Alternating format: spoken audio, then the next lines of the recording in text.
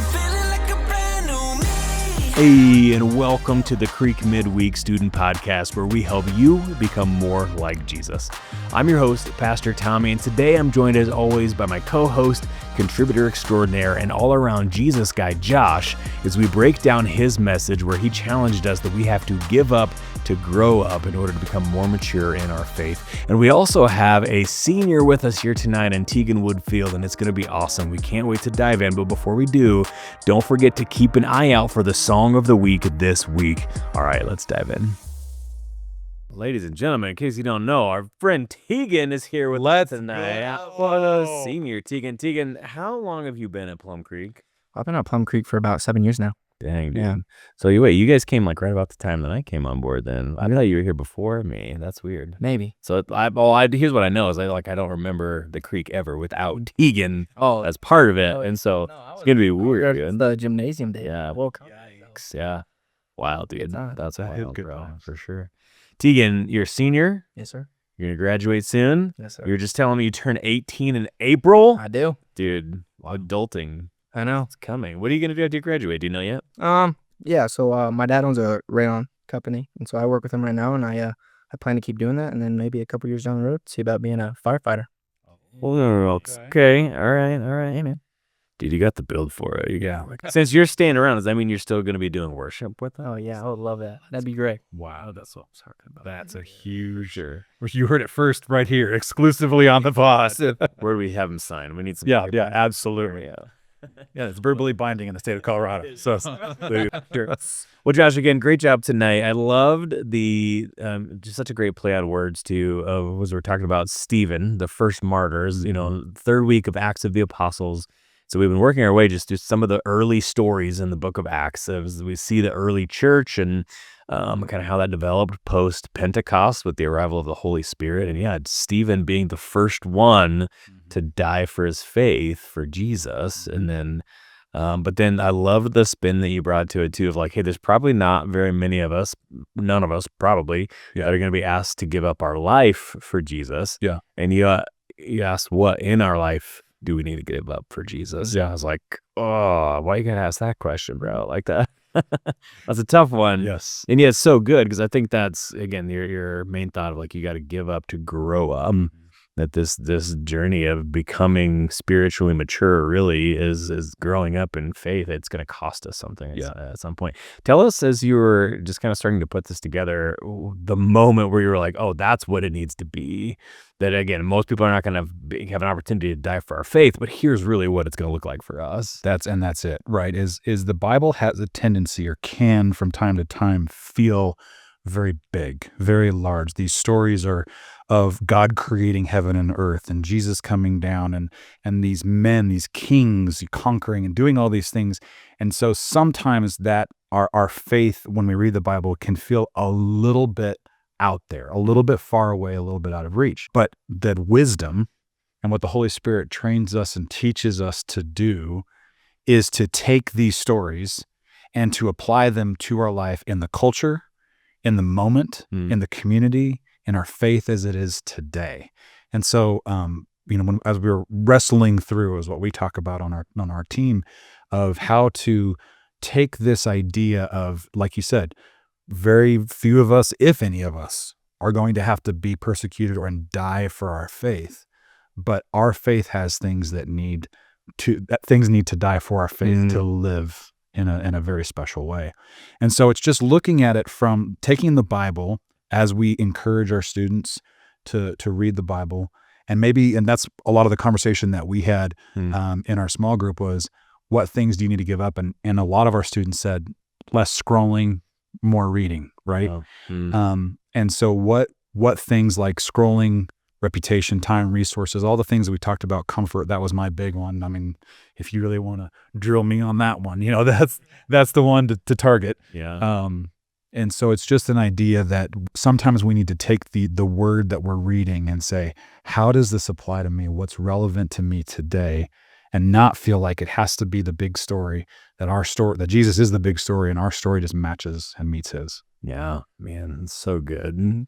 And I think we often think in terms of these really big moments, like, again, putting your life actually on the line. And Yeah, we have some big moments that probably aren't quite to that level, right? Like, I don't know how many times, Teagan, you felt like I might die in this moment, but hopefully not very many. But at the same time, we do have like these daily momentary choices that end up adding up in a really big way to shaping us to who we are. And so I don't know, I'm just curious if you guys are open and willing to sharing, like in this particular season, what do you feel like is that thing that you're like, if I'm real honest with myself, this is what it's going to be for me right now that I've got to give up if I'm really going to grow up in my faith a little bit more. Yeah, I'll start. I'd love to hear your feedback sure. on this. We talked a little bit earlier about how you hoping and praying that you get to stay around and do worship for the Creek.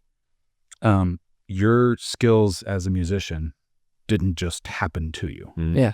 You gave up. You said no to one thing so that you could say yes to another. And sometimes you probably said no to a good thing to say yes to a great thing. Totally. As your skills and what you've given to serve the Creek and the idea of worship. For me, being completely vulnerable right now, it's that comfort piece. And that's why I had to throw it in there. Now, being human, I did put it at the end. I didn't make it the last one we talked about. Of course. And comfort being the idea that I can justify my need for rest or my need for like kicking back so easy. I work real hard. I get up. I am my husband. I'm a father. I'm a whatever. I deserve this rest, right? So in my head, I justify when truly in my heart of hearts, I know that it's just that troll that lives inside of me that wants to be comfortable. I don't want pain. I don't want any external pressure. I don't want stress. I don't want any of those things. But I'll dress it up. I'll fabricate it in a way that it's like, I've totally earned this. I totally deserve this. But I know that's why the Holy Spirit convicted me. And that's why it came out that I have to let that thing die to say yes to some greater things. Yes, more things in my marriage, more things for my kids, more things for my faith, more things for all these Jesus things that we focus on. Yeah, it's good. For sure. Yeah, no, personally for me, I'd say just the whole aspect of like pride. Like it's such a big complication in just relationships, and that can be relationship with God, with family and friends, and like, yeah, no, it just gets in the way of a lot of stuff, So I would say I definitely got to push that to the side, then asking God for a more humble heart and just, See, that's a bold prayer too, right? Totally. Humble me. It's like, that could get painful. I know. I'm like, oh, do I really want to pray? Like, yeah, no, I've been there. I'm there. I think at times for sure where, like, I don't know what it is for me, but there's these moments where I'm just like, oh, you're sharing your opinion. That's cute, but come on, I've already thought this through. I know what the real thing is. So I have so often to.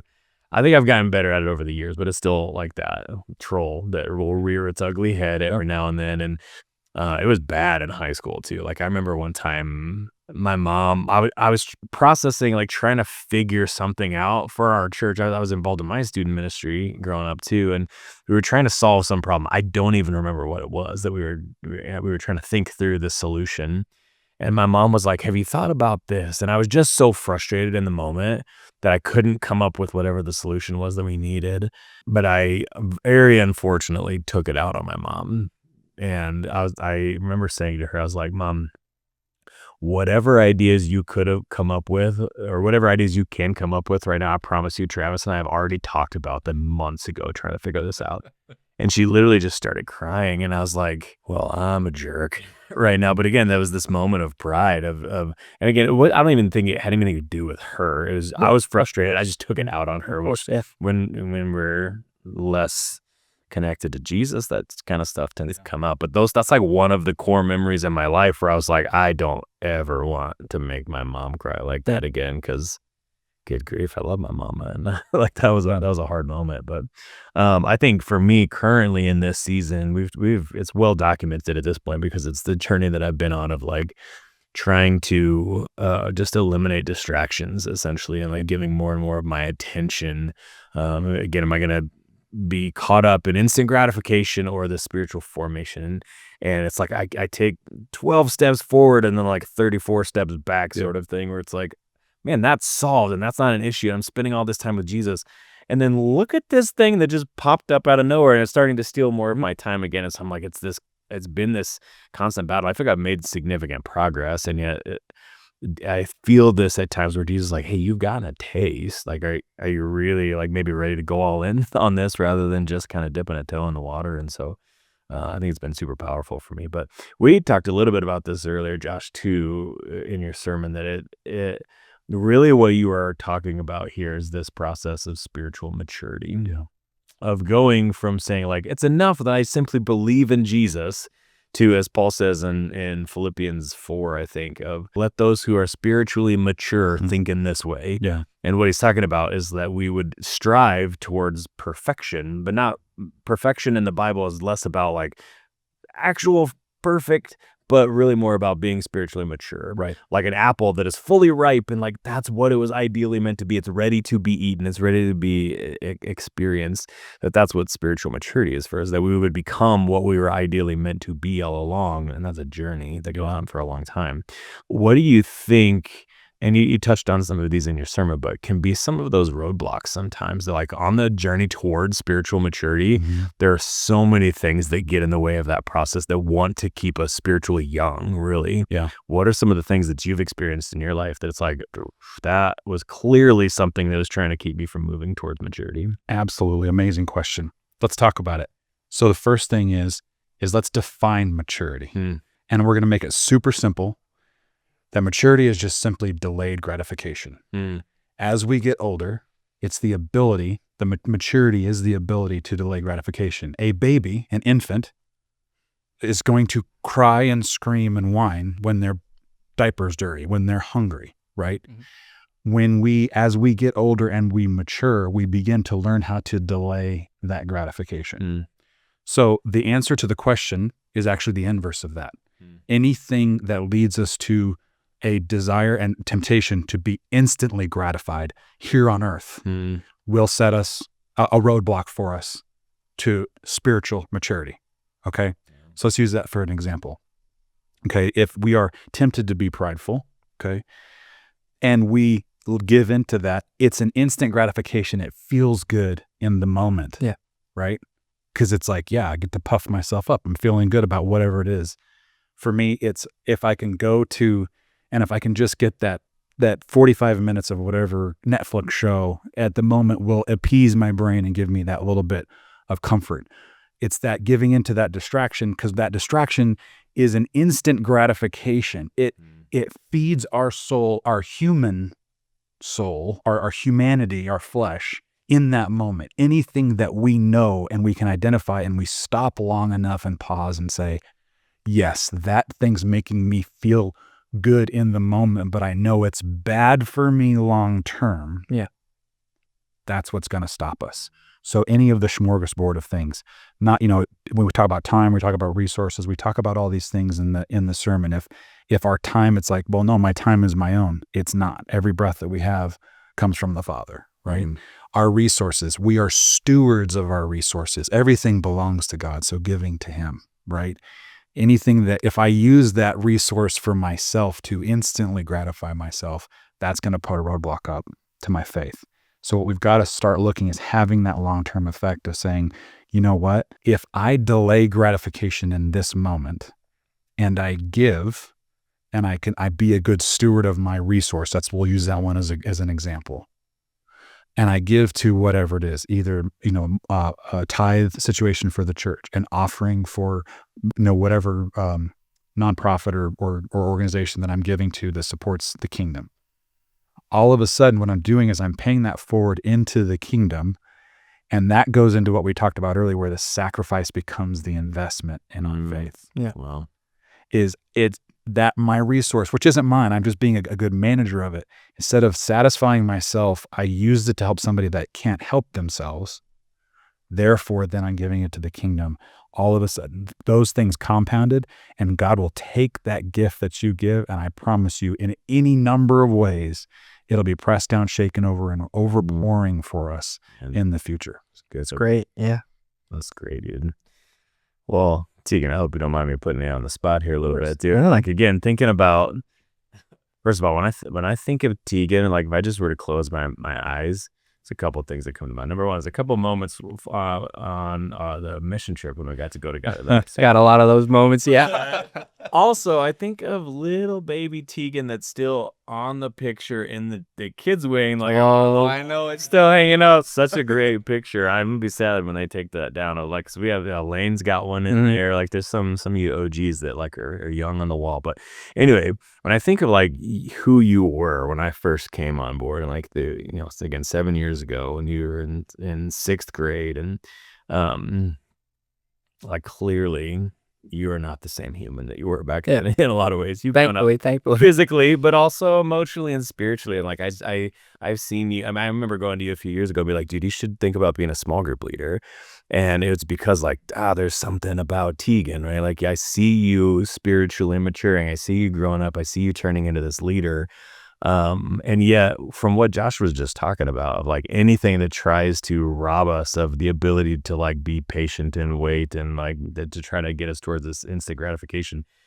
As a student, I'm sure you would echo that like the entire world is trying to get us to live for these like instant hits. Exactly. And how has it looked for you? What does it look like for you on this journey of not only maturing as a man, but maturing spiritually as well into the person that you are now? Yeah, for sure, man. No, I mean, coming from like being in high school, like you said, like it just feels like, the world's like coming at you from like all different angles, like fall into lust or start cussing or just, kind of boost your pride. And no, so yeah, I would just say, I don't know, like growing up, kind of like you touched on it in your message, but give up to grow up. So, growing up, like it comes with a lot more freedom, but it comes with a lot more responsibilities. You get your license, you don't have to ask your mom to take you to your friend's house anymore. But no, like it also comes with jobs, like you said, like I'm a senior, I'm graduating in just a couple months, and then it's the real world. What does it look like for you over the years to stay connected to Jesus? To like, I mean, your mom's on staff. I don't know, maybe not everyone knows that, but like to be like a pastor's kid, right? Essentially, like how have you stayed in this spot where like, I like everyone. We all have our ups and downs, but like I've stayed on track with just trying to pursue Jesus even in the midst of all that. For sure. And it's super helpful. My mom's on staff. My sister does worship. My dad does worship. So just as a family, we're super like rooted in Christ. Like just kind of like seeing their faith is like super inspiring, but making it like your own faith. So like just being able to like stay connected, like, I got a group of buddies that I do a Bible study with. I pray every night. And obviously it's tough being in high school, world coming at you from all different angles. But yeah, I would say just a big part of being able to stay connected is just my family roots. Like, just going to my parents about stuff and seeing how strong they are in their faith. It's super inspiring to help me grow. That's awesome, dude. Yeah, man. Makes a big difference. It does. It does. It's great. Sure. And Absolutely. I think that there's something to be said when if anybody watches the messages. Well, I know certainly if they come, if our students are watching, if anybody watches the messages, you are what's called a worship leader, right? In the Creek. Would you agree with that? Yeah. So if you flip that around, you lead people into worship. Your skills and your talents and the giftings that you have is you're literally ushering the students from a place of total chaos where everything is Instagram, Insta this and Insta, Insta face and Insta Twitter, whatever. But like Insta Twitter. But it's all coming at them. And when they step to the doors of the church, we have this fellowship. Jenna talked about it last week with breaking bread. So we have some food, we play some games. But then the next experience they get is you saying, hey guys, I'm going to give of my talent. You're stewarding that talent, right? So you're going to worship and you're going to say, hey, we're going to walk into the very throne room of God now and give our God praise. And so that's something that I want you to know and to take away is like, there's the worship that you give, the time that you give, right, is the give up and the grow up. You have to be here hours early to do that. The hours it takes to practice, the song choice, everything that you've put into this has then that investment, right? So the sacrifice has led to the investment, and God in return allowing you to help these students walk into the very throne room and worship him. Like, that's such an incredible moment. I don't want to walk past that because it's not you playing the guitar. And it's such a big, like, blessing too. Like, I'm super thankful for it. Like, I'm a student, I'm growing in my faith, and to say that I'm going to be able to help others grow in their faith while I'm growing in mine too. Awesome. And just like being able to, share God's gift. It's awesome. So it's a super big blessing, but yeah, I love it. It's awesome. Discipleship, part of discipleship is leading in worship. You're discipling these students on how to worship. So that's awesome. Yeah. Thanks, man. Yeah. Absolutely. All right, last question for you, Teagan. All righty. If you were to look ahead into the future, put on your future goggles for a second, 10 years from now, what are like the 3 defining characteristics of your life 10 years from now? Number one, I definitely want to be able to just like have people like look at me and be like, that dude is on fire for God. That confidence, and just I would say a very loving individual, because it's so easy. This world's so full of darkness and evil. Kind of just carry his light. Well, I want to hang out with that, Teagan. 10 years from now. That's for sure. Me too. Also, I want you here. I see you moving that direction right now already, dude. So keep doing what you're doing. Thanks, Tom. You just ruined it, because I was going to ask you, okay, well, what are you going to have to give up to grow up to get to that point? But you're already moving that direction, bro. So I'm proud of you. But I think that's the question for every student, though. Like, if you were to imagine yourself down the road, that's who I want to become. That's who I believe God is calling me to be. Well, right now, think about, what are you going to give up to grow up? Because you don't just wake up one day and decide to be that. Of course. It takes a lifetime. It's going to take the next 10 years to shape you into whoever you're going to be in 10 years. And so, Josh, truly, thank you. What an incredible message tonight. Teagan, thanks for joining us. Of course. Thanks for having me. Yeah, super fun. Appreciate you guys. Absolutely. Thank you, Pastor. Yeah, thanks, Tommy. Well, that's all for us here at the Creek midweek. Students, we cannot wait to see you back here again soon. But before we go, a blessing. Students, may you be willing to step into the sacrifice of whatever it is you're going to have to give up now, so that you can grow up into who God is designing you to be.